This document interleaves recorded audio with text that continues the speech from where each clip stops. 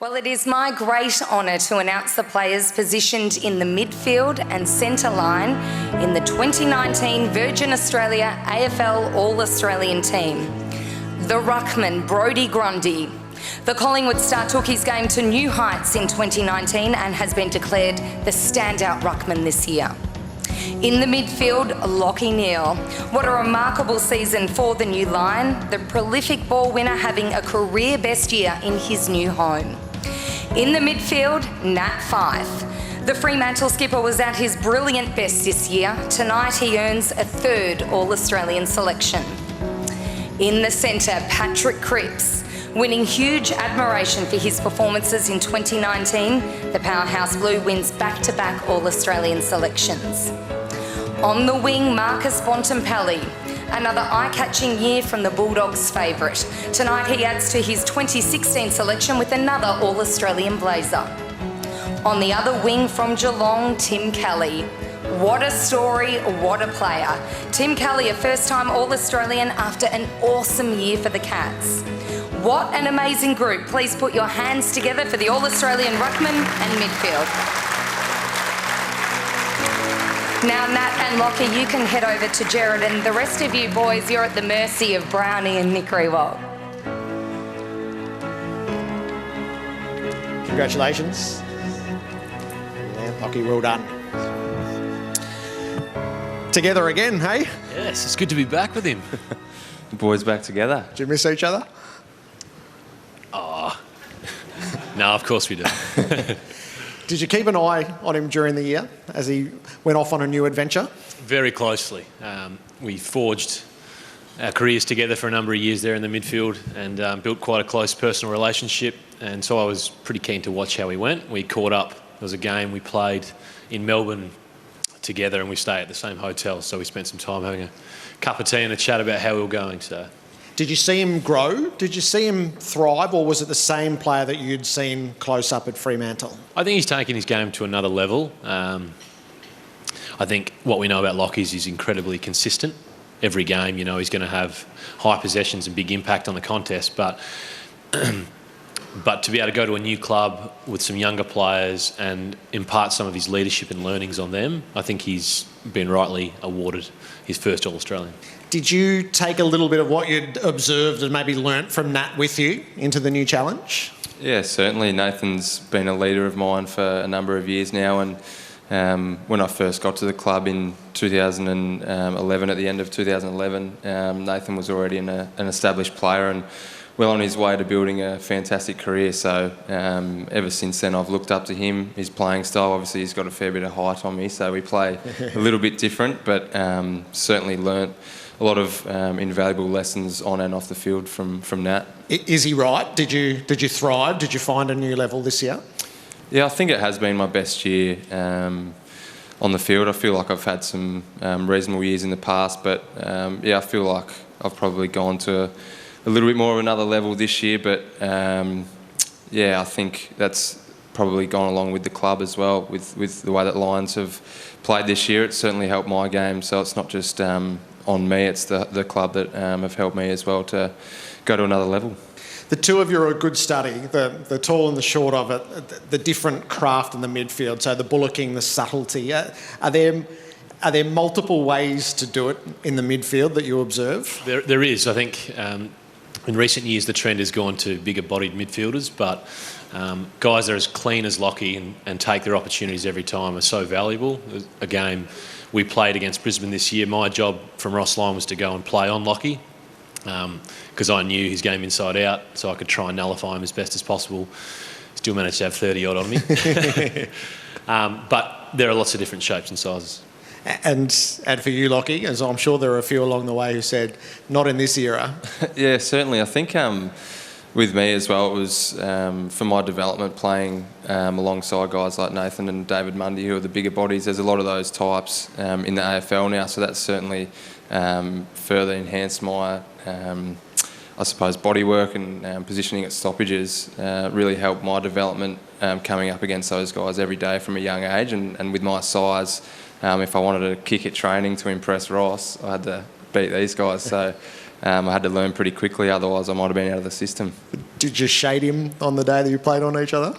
Nah, I think we lost by a point, so it was a great battle, a great game, and Michael Walters kicked that point after the siren. So Nathan, he took me to the goal square a couple of times and ragdolled me. So I got sent. There was a bit of a gif, one of those videos going around of him throwing me around in the goal square and kicking a goal. So that wasn't too pleasant to watch back.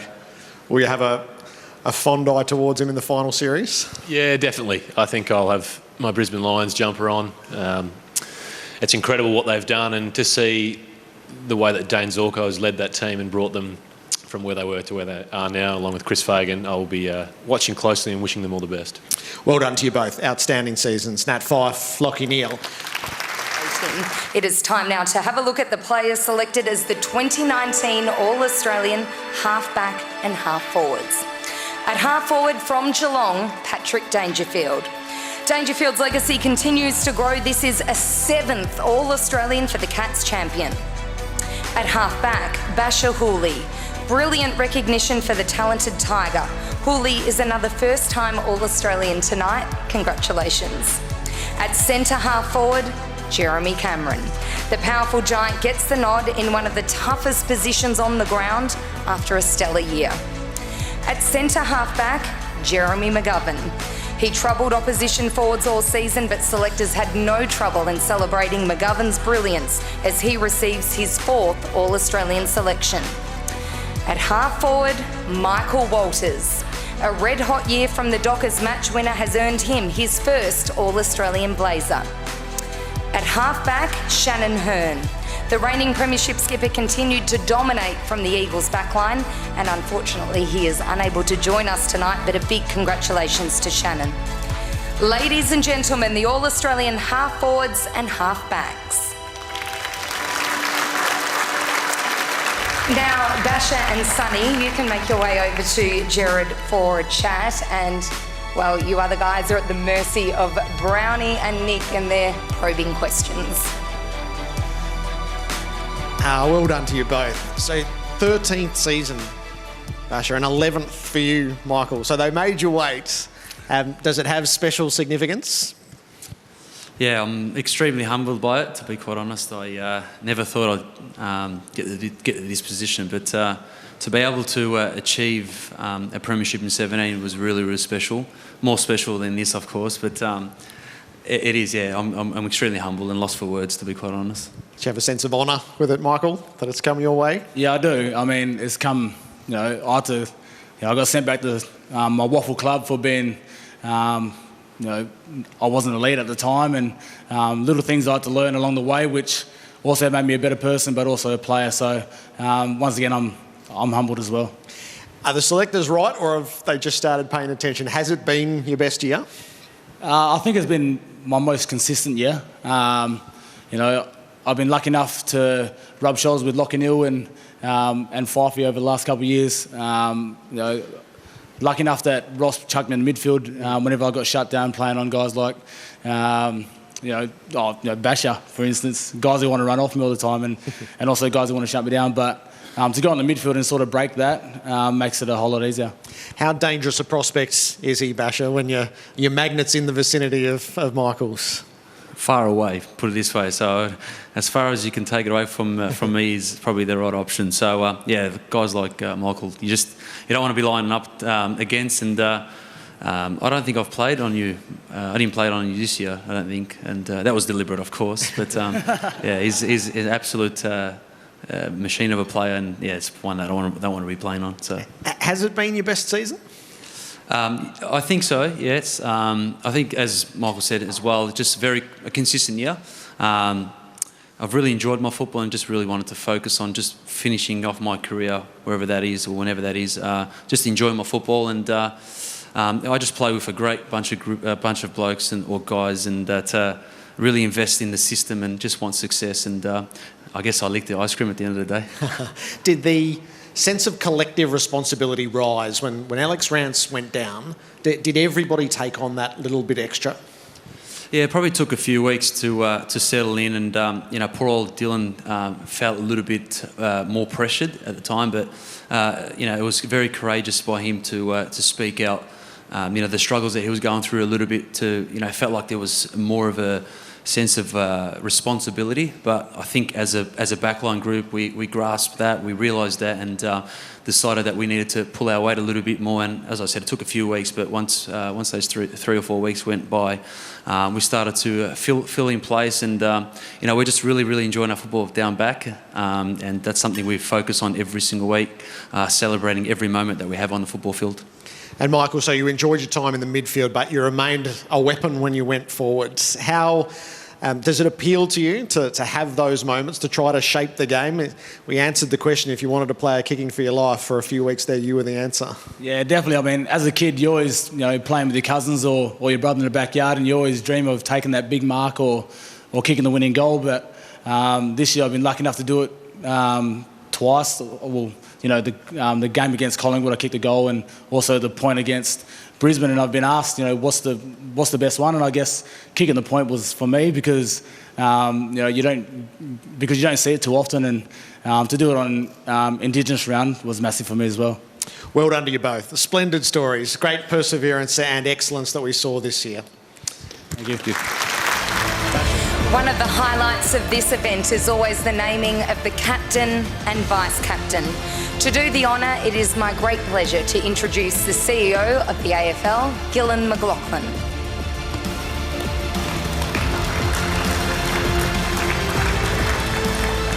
Gil, they're a pretty handy bunch, aren't they? Yeah, amazing team. Very difficult one to select this year. There's just been so many players had incredible years. All right, you've got the honours. Thanks, Sarah, and I'm thrilled to announce that the vice-captain of the 2019 Virgin Australia All-Australian team is Shannon Hurn of the West Coast Eagles.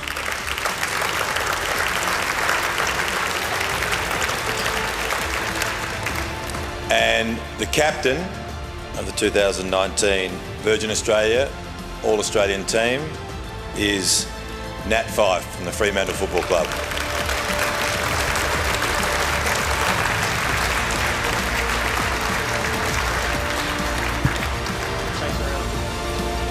Well done, Nat. What sort of honour is that? It's incredibly humbling if you look at some of the class players and leaders in this team.